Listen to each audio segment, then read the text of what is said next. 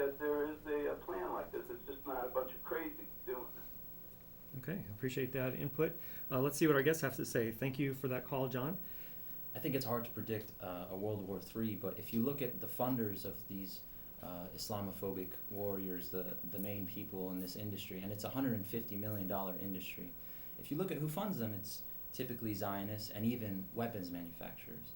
So it shows who stands to benefit from this type of rhetoric.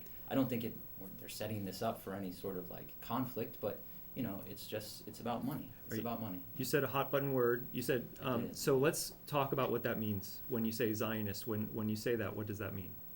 A Zionist? You want to...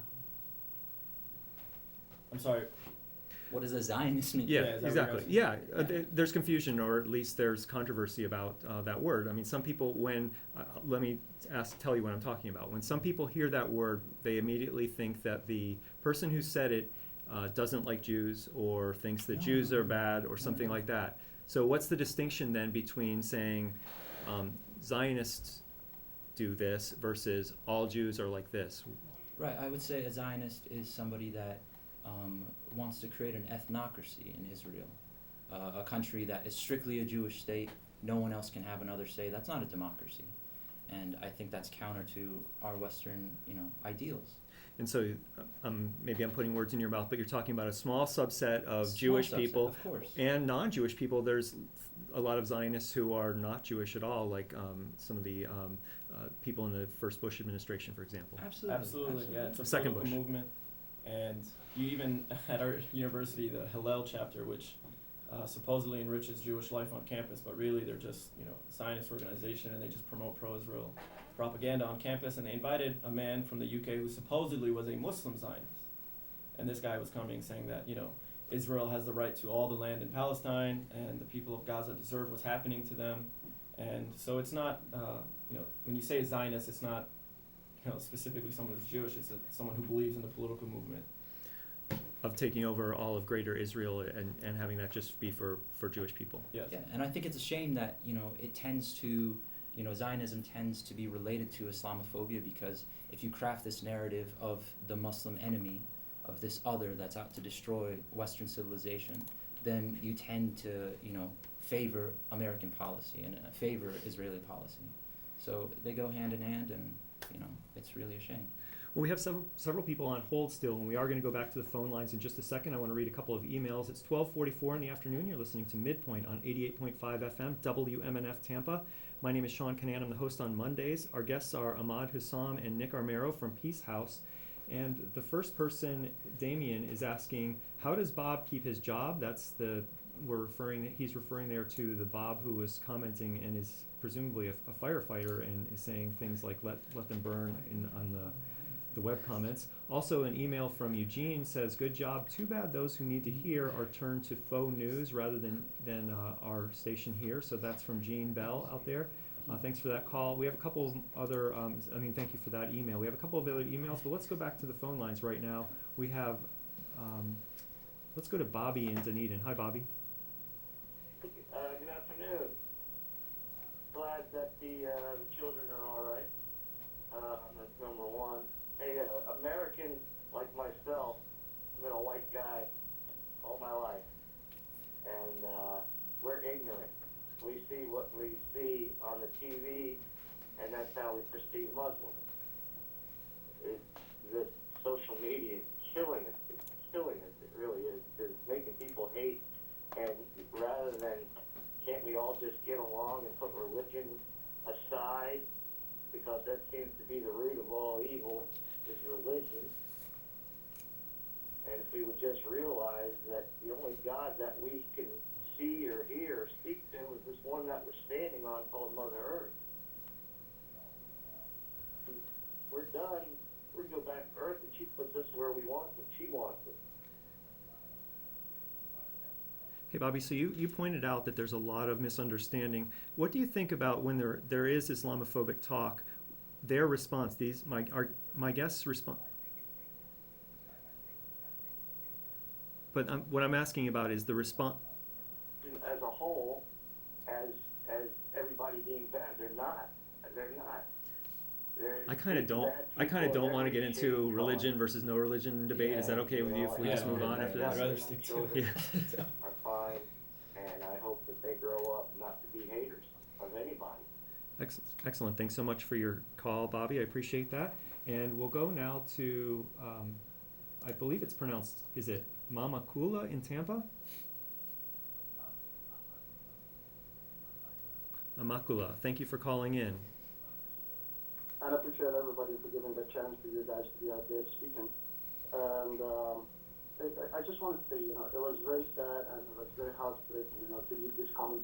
But on the other side, I get also look at the positive side out of it.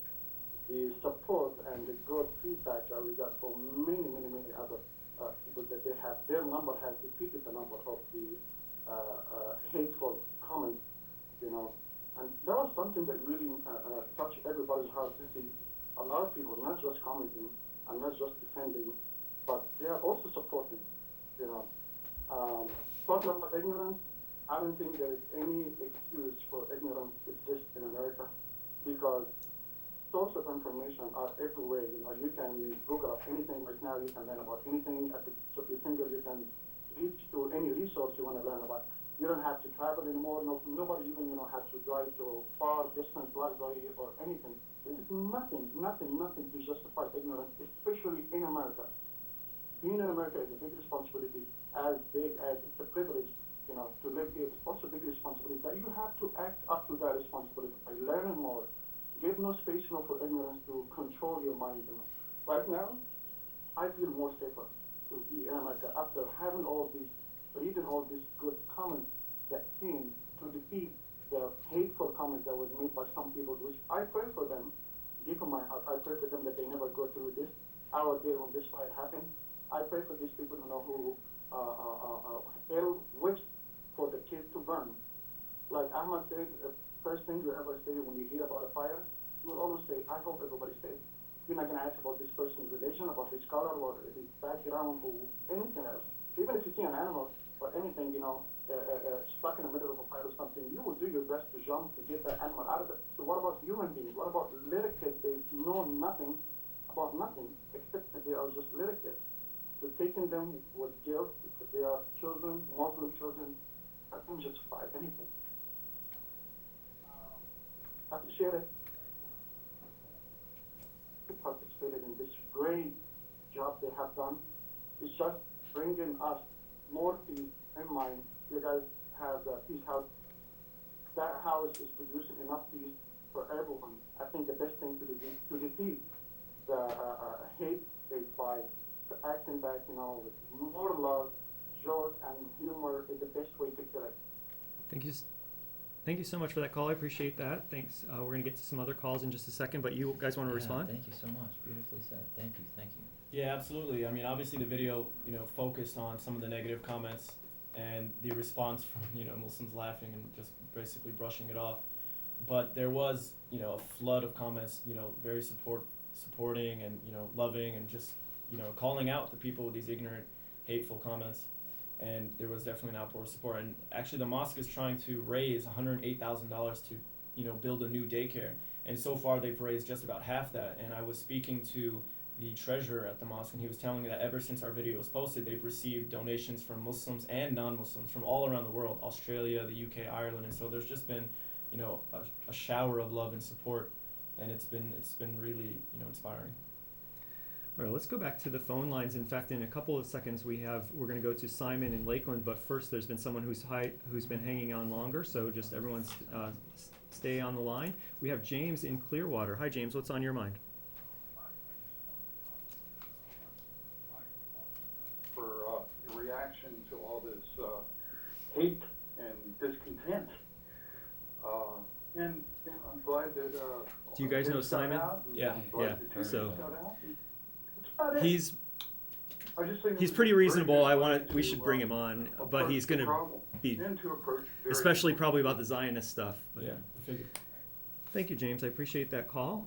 813-239-9663. If you'd like to join this conversation, you can also text us at 813-433-0885. You can email us at dj@wmnf.org. I want to read a couple of the emails that have come in. One of them says, this is actually a text message from the 863 area code. It says, oh, he's asking, or this person, he or she is asking, what defines WW3, World War III? I'm not sure how to respond to that. Also, a 352 text message is coming in that says, here's food for thought for your bag of tricks. It's interesting how the original white settlers just about eradicated all the native brown people. And ironically, today, the brown people are taking over one brown person at a time, and without a single shot, keep up the good work. So this person is congratulating the, I'm using his language with a little bit of tongue-in-cheek here, the brown people for taking over one brown person at a time. Is that what's happening? Are the brown people taking over one brown person at a time? I don't know. I don't think so. I hope not. Yeah, that's news to us in this room. So that's from the area code 352. We have an 813 area code. The caller Bobby says, thank God a few times after stating there is no God in heaven or fire down below. So this person's calling out one of the callers about that. And then Raymond says, it's comic how virtually all ignorant Christian Americans are so threatened by a minority religion in the USA. You can thank the corporate media for that. A constant state of war needs an enemy, and the red menace is not it anymore. That's from Raymond. That's an email from Raymond. What do you think about the fact that there needs to be an enemy, and one of the more convenient enemies these days seems to be Muslims? Yeah, absolutely. I think historically, every time we're in a major conflict, you have to convince the public through propaganda that there is, this outside enemy, and it creates support for conflict, which, is a moneymaker, sad to say. So right now, this is what we're dealing with, and there's a lot of conflict. There's a mess in the Middle East right now, so we have to define who the enemy is, and they're the ones that are going to be victims of it. Definitely. When it comes to Muslims and Islam, there's a lot of misinformation, and, purposely being spread by these Islamophobic organizations. And their message is clear. They know that we're, a small minority. And what people say are brown people are Muslims taking over America. I mean, what percentage of the population of America are Muslims? It's next to nothing. And so there's very little information coming out from Muslims. As a Muslim, we need, I need to do more to share, my faith with people. And so my message to people with, very little information about Muslims, I would invite them to visit our mosque, right, to learn more about our faith, learn more about the Prophet Muhammad, open the Quran and look for yourself. And, we welcome everybody. And we, especially to Christians, when a lot of people are like, religion sucks, Jesus is awesome, or someone even said, this is God burning down this to call you, burning down this daycare to call you to Jesus. I mean, as a Muslim, I believe in Jesus. I respect Jesus. My belief is a little different than how Christians view Jesus, but as a Muslim, I believe in Jesus, I respect Jesus, and, I think more Christians need to know that, they need to understand that. I think out of all the things you can die from, terrorism is very, very low on the list, like next to nothing. It's a small percentage, but, it's been used to take away so many of our civil liberties. That's the reason our emails are stored and our calls are tapped. It's because this threat, this, imagined or real threat of terrorism, and I think it's a shame. And you have many people that are profiting off of just spreading this hatred and vitriol. Pamela Geller is one of them, and this has been in the news recently. Do you want to speak a little bit about that? I kind of want to get to Simon because he's been holding for so long, but we can definitely talk about Pamela Geller later on in the show if we have time. But Simon, you're on the air. What's on your mind? Welcome to MidPoint. Hi, thank you for taking my call. A couple quick points on Zionism. The individual needs to be a little more enlightened in the sense that history is very generational. The premise of Zionism is a book called Der Judenstaat, which is the Jewish state. And I'm sure the individual is not familiar with a gentleman by the name of Philip Hitti, who basically I'm gonna said there is no let him talk for a second, but what I'm probably going to do is try to get him to talk about like how he would respond maybe, and if that, I want to bring it back to the video, but I don't want to cut him off because he listens, and that's good. Yeah. On hate crimes, the FBI crime report, Jews are attacked about 69 to 70% of the time, Muslims about 12%. So Jews are attacked 5 times more. And lastly, the individual with regard to propaganda, there's ample historical evidence of the alliance between Nazism propaganda and Haj Amin al-Husseini, who was a Muslim. And I would hope that the station and this individual, and I'd be more than happy to discuss it, talking about actually Muslim anti-Semitism, the likes of Sons of Apes and Monkeys. And a good friend of mine at USF, who was a graduate student, was wearing a Jewish star, and she was encircled by 4 students who were Arabic at USF, and they spit on her. So, The association is very outspoken about having individuals come on campuses throughout this country and discuss, as this individual seems to use the encryptic form of Zionism, which is in essence anti-Semitism, and allow speakers to discuss the issues. And that's the difficulty. We're not discussing the issues. Here's criticism. The lobby, Hussam stated that the funds into the Foundation of Islamophobia was only about 40 to 45 million. You're coming up with 140 million. The Department of Education came out and said that the Arab lobby spent 400 so in 30 million seconds, start the music really quietly, please. in the last 10 years of donating 20. Hey, Simon, I'm going to interrupt you because we're approaching the end of the show, and I really want to hear your response. But I have a question for you, Simon. So you brought up a really good point. Islamophobia exists, and anti-Semitism definitely exists too. And there are. Okay, let's take that for granted. Hang on. Yes, actually, there are all those things, I'm sure. What I want to ask you is regarding when that happens, what kind of response is a positive and helpful response? And do you think that what the students are doing, do you think that that type of response is a helpful response? Sorry, I called you students. There is unfortunately hatred, and there's no reason why people should be spewing hatred against individuals who are children. That's a force, and I totally agree with that. But for the gentleman to come out on one hand, and it's both sides of the coin, to talk about the effect that haters have on Islam. We pretty much have to wrap it up. I'm sorry. I can respond. I think we have to wrap it up. I was ready. That seems disingenuous, and that doesn't bode well. But how are we going to end on this? This is horrible. Yeah, this is a terrible We live ending. in the same community, We could just get. and we need to pause, and to have an open discussion.